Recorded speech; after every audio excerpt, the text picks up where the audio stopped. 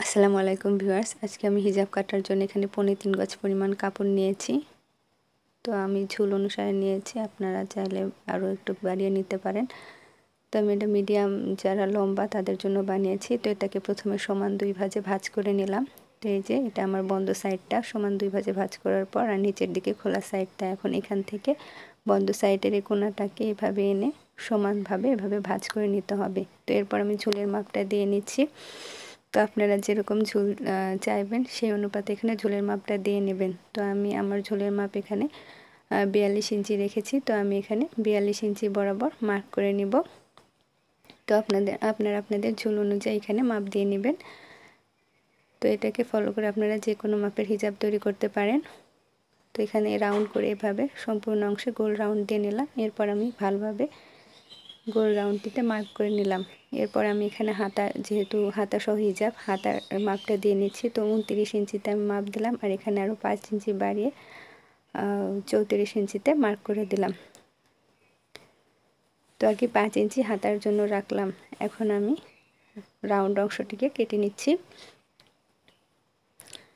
কেটে নেওয়ার পরে এখানে আমি হাতার অংশে চিহ্ন করে রাখলাম, কেটে উপরেও মাথার অংশে আমি চিহ্ন করে রাখলাম। আর এখান থেকে মুখের যে ফাড়াটা সেটাতে আমি 11 ইঞ্চিতে মার্ক করে রাখলাম। তো এখানে বন্ধ 2 পার্ট বাদ দিয়ে খোলা যে 2 পার্ট সেখানে আমি হালকা কেটে মার্ক করে রাখলাম। তো এখন আমি নিচে যে এখানে জোড়া দিতে হবে উপরের 2 পার্টে, যেহেতু কাপড় কম পড়েছে তো বেঁচে যাওয়া কাপড়টাকে এভাবে সমান 2 ভাঁজ করে 2 পার্ট এখানে এটার উপরে ভাঁজ করে রাখলাম। এখন আমি এটাকে পিনের সাহায্যে সেট করে নেব। তো এভাবে সেট করে নিলে অনেকটাই সুবিধা হয়। তো সম্পূর্ণ অংশটাকে এভাবে পিন দিয়ে সেট আপ করে নেওয়ার পরে আমি কাপড়টাকে এভাবে উল্টে নেব, খেয়াল করুন আপনারা। তো এরপরে আমি এটাকে সমানভাবে রেখে উপরের যে অংশটার মাপে নিচের রাউন্ডটাকে কেটে নেব। তো কেটে নেওয়ার পরে এটাকে আমি আবার উল্টে নেব। তো এখন উল্টে নেওয়ার পরে যে আমি হাতার যে অংশটা আর কি 29 ইঞ্চিতে যে মার্কটা করেছিলাম আর 34 ইঞ্চি, তো এই 5 ইঞ্চিটাকে আমি কেটে আলাদা করে নিলাম। তো এই যে আমার হাতার ফাড়াটা এখানে হাতা জয়েন হবে।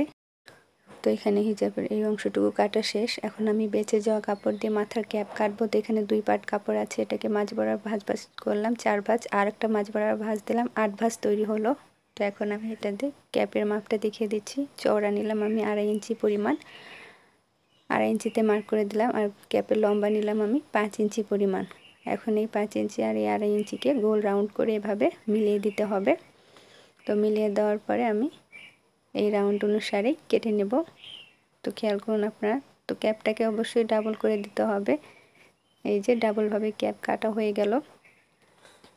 তো এখন আমি সেলাই চলে আসছি। তো প্রথমে আমি ফিতা তৈরি করে নিলাম। তো এরপরে আমি পিনগুলোকে খুলে নিচ্ছি।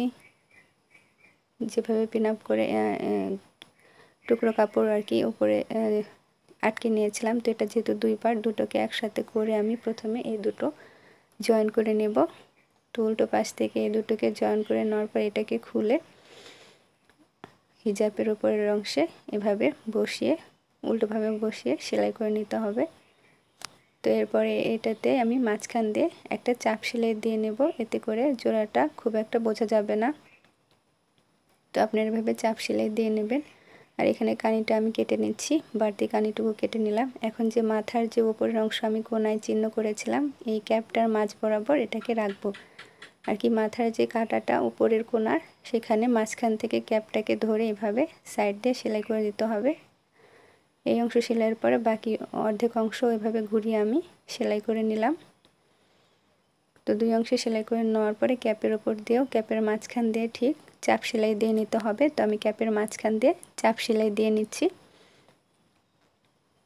তো ঘুরিয়ে চাপ সেলাই দিয়ে নিলাম। এখন যে ক্যাপের নিচের অংশে মুখের যে ফাড়াটা 11 ইঞ্চি পরিমাণ আমি যে মার্ক করেছিলাম সেই ফাড়াটুকু এভাবে চিকন করে ভাঁজ দিয়ে মুড়ি সেলাই করে নিতে হবে। যেহেতু এটা মুড়ির অংশ তাই আমি একটা ভাঁজে দিলাম। আর যদি মুড়ির অংশ না হয়ে কাটা অংশ হতো তাহলে ডাবল ভাঁজ দিয়ে সেলাইটি করতে হতো। তো একইভাবে আমি অন্য পাশেও মুড়িটাকে সেলাই করে নিলাম। এরপর আমি এখানে ফিতাটাকে জয়েন করে নেব।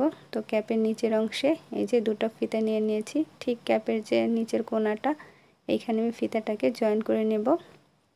তো এই ফিতাটা আপনারা চাইলে পিছনেও বাঁধতে পারেন কিংবা মুখের নিচে থুতনিতেও বাঁধতে পারেন, এতে করে লুজ হলে টাইট করতে সুবিধার জন্য। তো এখন আমি আসছি হাতার যে অংশটা, হাতার ফাড়াটাকে আমি আবার রাউন্ডভাবে মেপে নেব। যেহেতু গোল করে কাটার ফলে কিছুটা বাড়তে পারে, তো এক কোণা থেকে আমি এটাকে গোল করে সম্পূর্ণ অংশ ধরে মেপে নিলাম। তো এখানে আমার 14 ইঞ্চি তৈরি হয়েছে গোল অংশটা। এখন আমি এখানে 4 ভাঁজ করে হাতার কাপড় নিয়ে নিয়েছি, পাশে আছে 8 ইঞ্চি। যেহেতু দুইটা হাতে আমি একসাথে কাটবো, তো হাতার মুহুরিতে আমি 2.5 ইঞ্চিতে মার্ক করে দিলাম, খোলা যে পাটটা আর বন্ধ সাইডটা উপরের দিকে। তো এখন আমি এখান থেকে হাতার রাউন্ড শেপটি করে নিচ্ছি, আর কি বাঁকা করে যে একটা রাউন্ড শেপ দেওয়া হয়, তো সেটা দেওয়ার পরে এখন আমি হাতার যে অংশটা রাউন্ড শেপটাকে কেটে নিলাম। তো কেটে নেওয়ার পরে আমি যে গোল রাউন্ডটা কেটেছিলাম 14 ইঞ্চি, তো এখানেও আমি 7 ইঞ্চিতে মার্ক করে দেব। খেয়াল করুন 7 ইঞ্চিতে আমি মার্ক করে দিলাম। তো আপনার রাউন্ডটা মেপে এভাবে হাতার অংশে মার্ক করে নেবেন। আমি নিচের অংশটাও দেখিয়ে দিচ্ছি। নিচে আমি ঝুল নিয়েছি 11 ইঞ্চি পরিমাণ, আর নিচের যে হাতার মুহুরিটা ঘেরটা আমি 4 ইঞ্চি নিয়েছি। আপনারা আপনার হাতার মেজারমেন্ট অনুসারে নেবেন। আর 1 ইঞ্চি সেলাইয়ের জন্য রেখেছি, এবং এরপরে নিচের সাথে উপরের অংশ এভাবে মার্ক করে দিয়েছি। এখন আমি কেটে নিচ্ছি। তো কাটার সময় আমি আরও হালকা একটু কাপড় বেশি রেখেছি।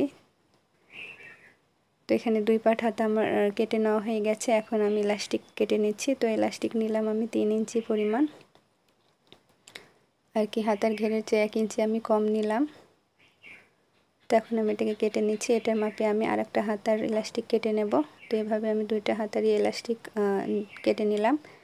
তো কেটে নেওয়ার পরে এখন আমি হাতার যে নিচের অংশটা, সেখানে প্রথমে একটা চিকন ভাঁজ দিয়ে মুড়ি সেলাই করে নিতে হবে, কিংবা একসাথে দিলেও হবে, আপনাদের ইচ্ছা। তো আমি এখানে একসাথেই দিয়ে নিলাম। একটা চিকন ভাঁজ দেওয়ার পর আরেকটা ইলাস্টিকের মাপ অনুযায়ী মোটা করে ভাঁজ দিয়ে নিলাম। তো এখন এই যে সেফটি পিনের সাহায্যে ইলাস্টিকটাকে এই হাতার ভিতরে আমি লাগিয়ে নেব।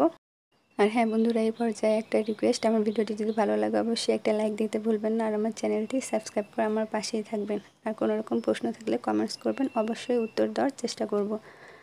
তো এখানে আমি মুড়িটাকে একসাথে করে সাইডটা সেলাই করে আটকিয়ে দেব, যাতে ইলাস্টিকটি সরে না যায়। এই পাশেও সেফটি পিনটাকে খুলে এই পাশেও আমি মুড়িটাকে সেলাই করে নেব।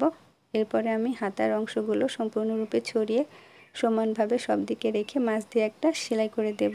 এতে করে ভিতরকার রাবারটা আর কি উল্টে যাবে না, দেখতে সুন্দর লাগবে, নয়তো ভিতরে রাবার উল্টে যাওয়ার সম্ভাবনা থাকে। তো এখন এটাকে উল্টো সাইড থেকে একসাথে করে হাতের সাইড সেলাইটি আমি করে দেব। তো একইভাবে আমি 2টা হাতায় তৈরি করে নিয়েছি। তো এখন আমি হাতাটাকে উল্টে সোজা করে নেব।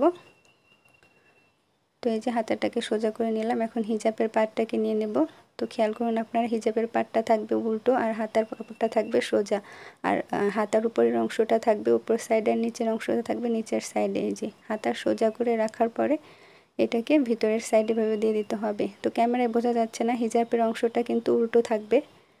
আর এই যে হাতার নিচের অংশ থেকে হিজাবের নিচের অংশ সেট করে সাইড থেকে এভাবে মুড়ি সেলাই দিয়ে নিতে হবে। তো ঘুরিয়ে ঘুরিয়ে এভাবে ডাবল করে হাতার অংশটি সেলাই করে নিতে হবে। তো একটা আমি দেখিয়ে দিলাম, আর একটা অফ ক্যামেরায় আমি সেলাই করে নিয়েছি। তো এখানে এই যে আমার 2টো হাতাই সেলাই করা হয়ে গেছে। তো খেয়াল করুন আপনারা, আমি 2টো হাতায় লাগিয়ে নিয়েছি। তো এখন আমি মুখের যে নিচের অংশটা, সেটা উল্টো পাশ থেকে সাইড সেলাই করে আটকে দেব। তো এই যে উল্টো পাশ থেকে আমি সাইড সেলাই আটকে দিয়েছি। এখন নিচের মুড়ির অংশটা সেলাই করলে মূলত আমার হিজাবটি তৈরি হয়ে যাবে। তো দেখুন এখন আমার হিজাবটি কতটা সুন্দর লাগছে। তো ভিডিওটি যদি ভালো লাগে অবশ্যই একটা লাইক দেবেন, আর আমার চ্যানেলটিকে সাবস্ক্রাইব করে আমার পাশেই থাকবেন। দেখা হবে আবার পরের ভিডিওতে। আল্লাহ হাফেজ।